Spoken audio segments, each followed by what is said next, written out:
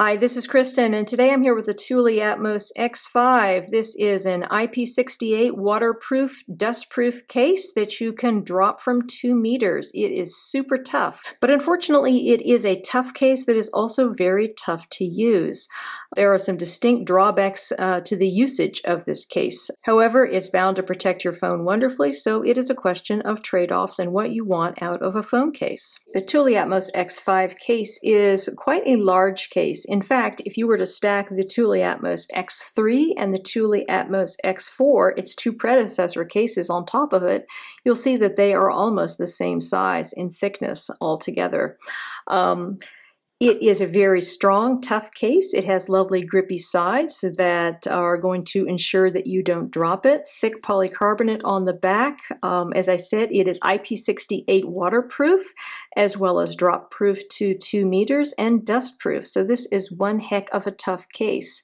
However, there are features about it that really limit your use and your enjoyment of your phone, which is unfortunate. So let me show you how you put your phone into this case. So looking at the Thule Atmos X5 here without a phone in it, you can see it's a two-part case. There's a very thick, heavy, serious backside to it, and then a screen protector that snaps down on top of your phone, and then the latches go up over the screen protector to hold it in place.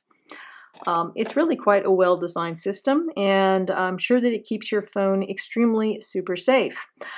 One thing to note when you are looking at the interior of this is that at the bottom of the case there are some foam pads. So it's very important when you put your phone in the case to not disturb the orientation of these pads down here at the bottom, because if you do, then it can adversely affect the performance of the case. So put your phone in very carefully. So to put your phone in, basically, you are supposed to put it in bottom first, carefully, like that, and then lay it down inside. Press it with your thumbs so that it is lying flat in the case.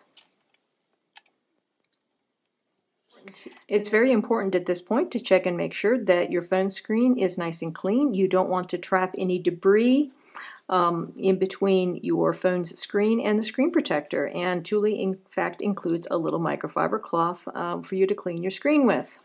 Same thing when you look at the screen protector, make sure that there's no debris on it. So what you do here next is note that at the top of the screen protector there are 3 little protrusions that come out here. See, one is there and there and there. So what you want to do is try to position those so that they are attached to the top rim of the case. They kind of hook in there, and then lay it down.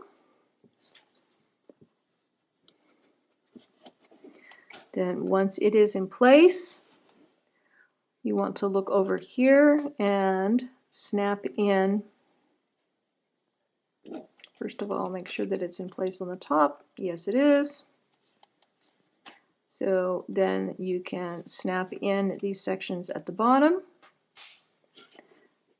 You should hear at least one audible snap when they go in. The sides here just snap up here, up over the top.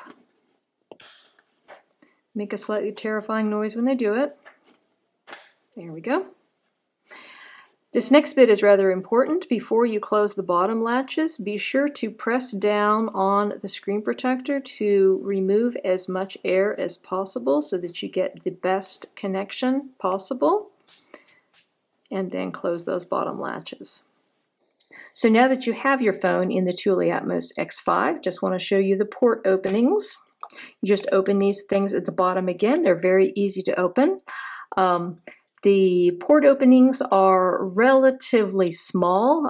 You don't have the generous port openings that you enjoyed with the Thule Atmos X4, but of course things are a little bit more restrictive with a waterproof case, so you can't really fault Thule too much on that.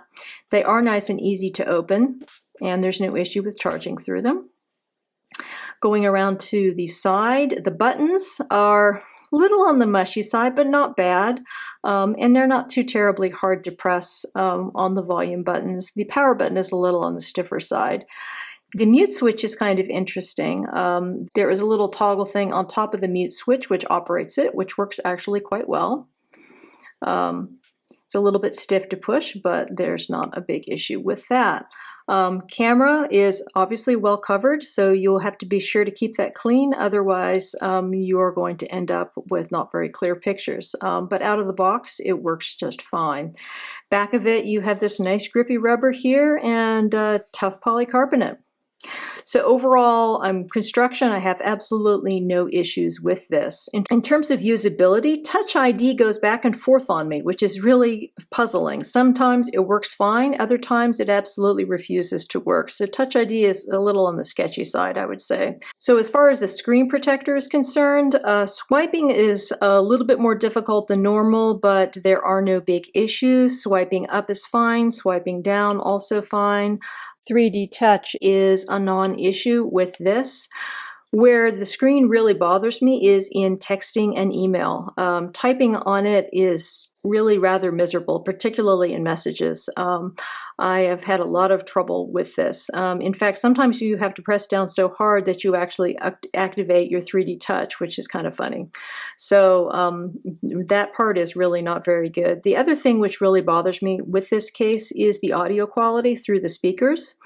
Ear speaker is fine, but the speaker for your speakerphone, which is also the speaker that you hear all alerts, your alarm clock, anything like that, has a terrible buzzing sound, which is an absolute misery to hear. So that is something that makes this case very unpleasant for me to use.